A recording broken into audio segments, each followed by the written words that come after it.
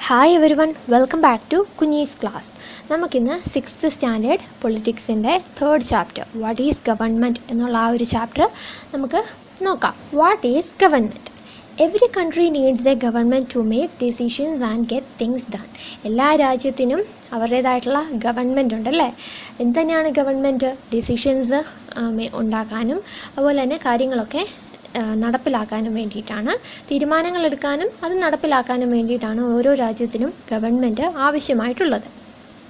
These can be decisions about where to build roads and schools or how to reduce the price of onions when they get too expensive or ways to increase the supply of electricity. അപ്പോൾ എന്തൊക്കെ തീരുമാനങ്ങളാണ് ഈ ഗവൺമെൻറ്റിൻ്റെ പരിധിയിൽ വരുന്നത്? എവിടെയാണ് road നിർമ്മിക്കേണ്ടത്, അല്ലെങ്കിൽ സ്കൂളുകൾ എവിടെയാണ് നിർമ്മിക്കേണ്ടത്, ഈ സവോള, ഉള്ളി തുടങ്ങിയ സാധനങ്ങളുടെയൊക്കെ വില എങ്ങനെയാണ് കുറയ്ക്കേണ്ടത്, അതുപോലെ ഇലക്ട്രിസിറ്റി സപ്ലൈ കൂടുതൽ ആൾക്കാരിലേക്ക് എങ്ങനെയാണ് ഈ ഇലക്ട്രിസിറ്റി സപ്ലൈ എത്തിക്കേണ്ടത് എന്നുള്ള ഡിസിഷൻസൊക്കെ എടുക്കേണ്ടത് ഈ ഗവൺമെൻറ്റാണ്. The government also takes action on many social issues.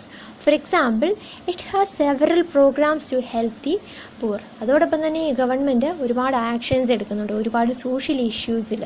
അതായത് ഈ പാവങ്ങളെ സഹായിക്കാൻ വേണ്ടിയിട്ടുള്ള, പോവേർട്ടിയിലുള്ള ആൾക്കാരെ സഹായിക്കാൻ വേണ്ടിയിട്ട് സെവറൽ പ്രോഗ്രാംസൊക്കെ ഡെവലപ്പ് ചെയ്തുകൊണ്ട് അങ്ങനെ ഒരുപാട് സോഷ്യൽ ഇഷ്യൂസിലും ഗവൺമെൻറ് ആക്ഷൻസ് എടുക്കാറുണ്ട്.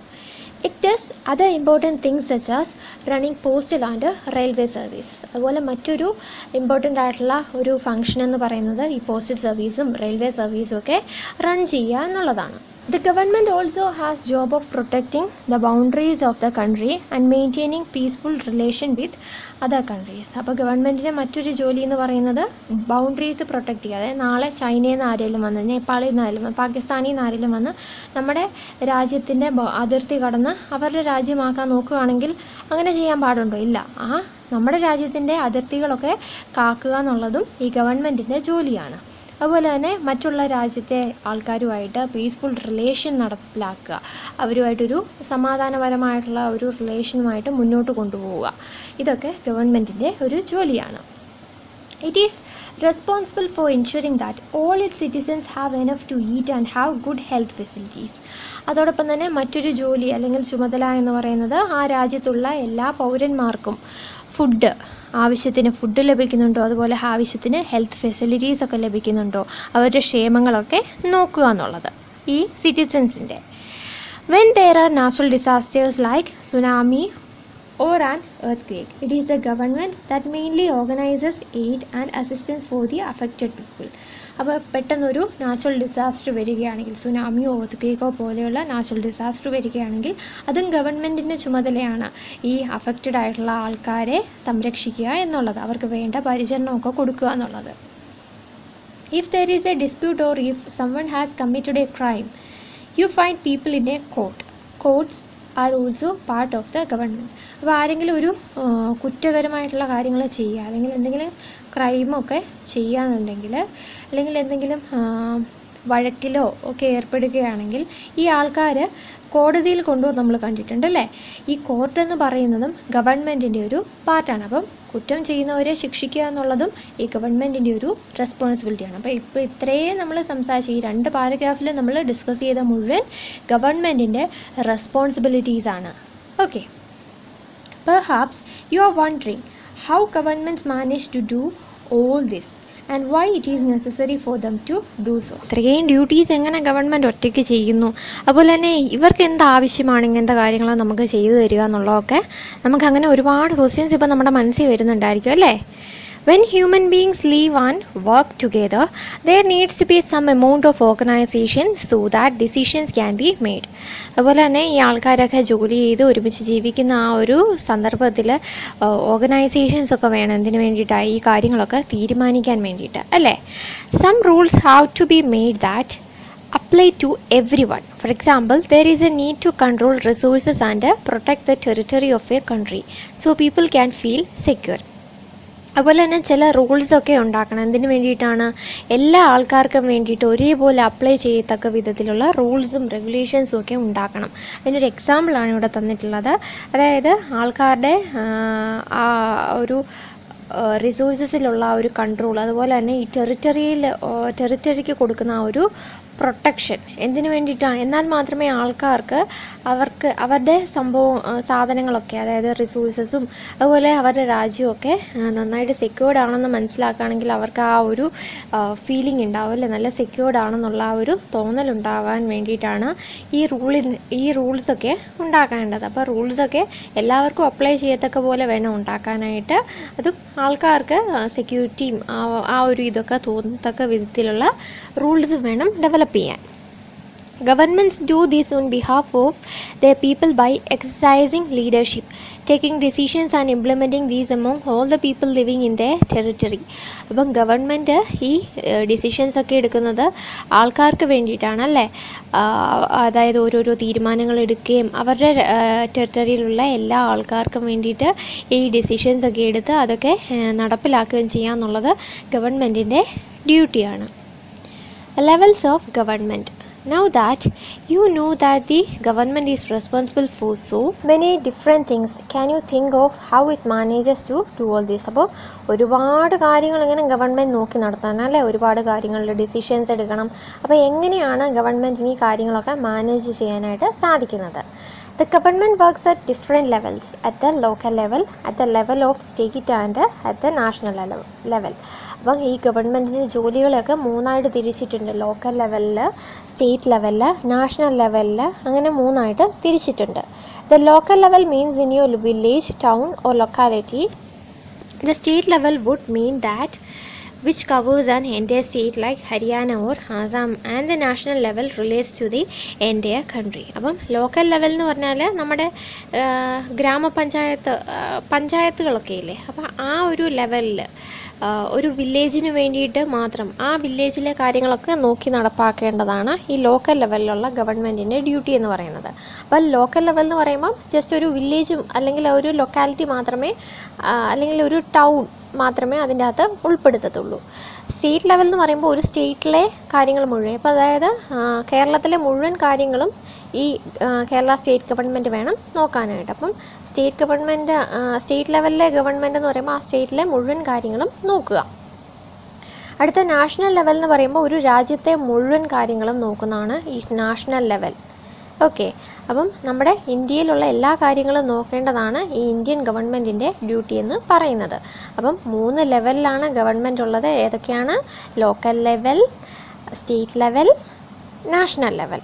Okay, later in this book you will read about how local level government functions, and when you go into the next few classes you will learn about how governments function at the state and central levels.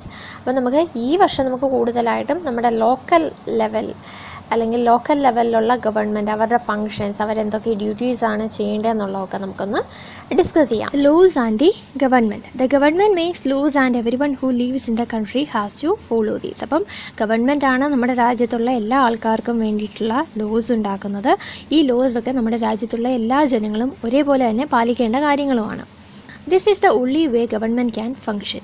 Just like the government has the power to make decisions, similarly it has the power to enforce its decisions. അപ്പം ഇങ്ങനെ loss നിർമ്മിക്കുന്നതിലൂടെയും അത് എല്ലാ ജനങ്ങളും പാലിക്കുന്നുണ്ടോ എന്ന് ഇവർ check ചെയ്യുന്നതിലൂടെയാണ് ഈ ഒരു ഗവൺമെൻറ്റിന് ഫങ്ഷൻ ചെയ്യാനായിട്ട് സാധിക്കുക. അതായത് ഗവൺമെൻറ്റിന് ഡിസിഷൻസ് എടുക്കാനായിട്ടുള്ള പവറുണ്ട്. ഈ ഡിസിഷൻസൊക്കെ ആൾക്കാരിലേക്ക് എത്തിക്കാനുള്ള ആ ഒരു പവറും ഈ ഗവൺമെൻറ്റിന് തന്നെയാണ് ഉള്ളത്.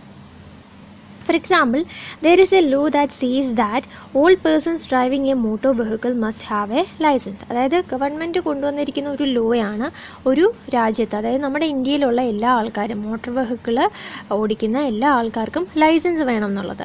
മോട്ടോർ വെഹിക്കിൾ എന്നല്ല, എല്ലാ വണ്ടി ഓടിക്കുന്ന ആൾക്കാർക്ക് ലൈസൻസ് വേണം എന്നുള്ള ആ ഒരു നിയമം നമ്മുടെ നാട്ടിലെ ഗവൺമെൻറ്റാണ് കൊണ്ടുവന്നിരിക്കുന്നത്. Any person caught driving a vehicle without a license can either be jailed or fined a large sum of money. അപ്പം ഇങ്ങനെ ലൈസൻസ് ഇല്ലാണ്ട് വണ്ടി ഓടിക്കുന്ന ആൾക്കാർക്ക് വേണ്ടിയിട്ട് ഫൈൻ ഉണ്ടായിരിക്കും. എന്തെങ്കിലും ഒരു ഹ്യൂജ് എമൗണ്ട് ആയിരിക്കും ഫൈനായിട്ട് ചോദിക്കുന്നത്, അല്ലെങ്കിൽ അവരെ ജയിലിലേക്ക് അയക്കാനുള്ള നിയമവും നമ്മുടെ രാജ്യത്ത് ഉണ്ട്.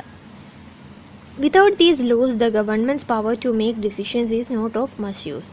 അപ്പോൾ ഈ കാര്യങ്ങളൊന്നും ഈ നിയമങ്ങൾ ഇങ്ങനത്തെ നിയമങ്ങളൊന്നും നിർമ്മിക്കാതെ അല്ലെങ്കിൽ അതൊന്നും നടപ്പിലാക്കാതെ ഒരിക്കലും ഒരു ഗവൺമെൻറ്റിന് പൂർണ്ണമായിട്ടുള്ള അധികാരം ലഭിക്കത്തില്ല. In addition to any actions that governments can take, there are also steps that people can take if they feel that a particular law is not being followed.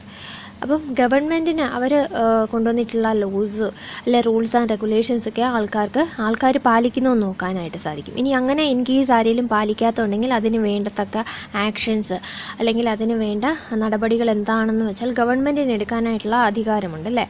അതുപോലെ തന്നെ ഇപ്പം ഒരു ആൾക്ക് തോന്നുകയാണെങ്കിൽ ഇങ്ങനെ ഈ ഒരു നിയമം നടപ്പിലാക്കുന്നില്ല എന്ന് ഒരാൾക്കൊരു ഇന്ത്യൻ പൗരന് തോന്നുകയാണെങ്കിൽ അവർക്കും അതിന് വേണ്ടത്തക്ക ആക്ഷൻസ് എടുക്കാനായിട്ടുള്ള അധികാരമുണ്ട്. If a person feels, for example, that they were not hired for a job because of their religion or caste, he or she may approach the court and claim that the law is not being followed.